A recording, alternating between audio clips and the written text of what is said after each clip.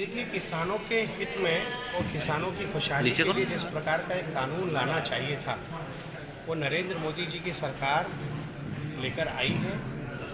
ये जो तीनों कानून हैं, ये किसानों को फ़ायदा पहुंचाने वाले कानून हैं, उनके जीवन स्तर को ऊंचा करने वाले कानून हैं, उनके चेहरे पर मुस्कान लाने वाले कानून हैं।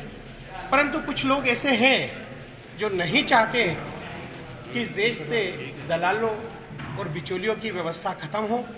वो चाहते हैं कि दलाल और बिचौलिए इसी तरह से फलते फूलते रहें और किसानों का इसी प्रकार से दमन होता रहे, उनका इसी प्रकार से शोषण होता रहे।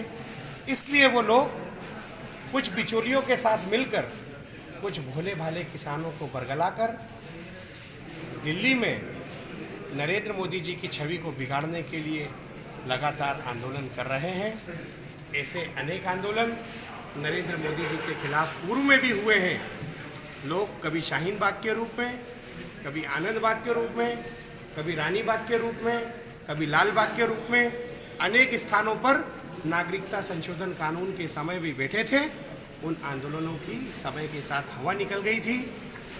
अभी जो वर्तमान में बिचौलियों के लिए जो आंदोलन कांग्रेस और विपक्ष कर रही है, उस आंदोलन की भी इसी प्रकार से हवा निकल जाएगी, क्योंकि देश का किसान इस बात को समझ गया है कि नरेंद्र मोदी जी जो कृषि कानून लेकर आए हैं, वो किसानों को खुशहाली देने के लिए लाए हैं, किसानों के जीवन स्तर को सुधारने के लिए लाए हैं।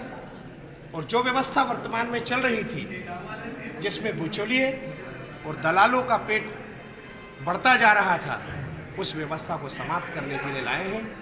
ये आंदोलन उसी प्रकार से समाप्त हो जाएगा जिस प्रकार से नागरिकता संशोधन अधिनियम के विरोध में कुछ लोगों ने नरेंद्र मोदी जी की छवि को विश्व स्तर पर खराब करने की कोशिश करने के लिए किया था।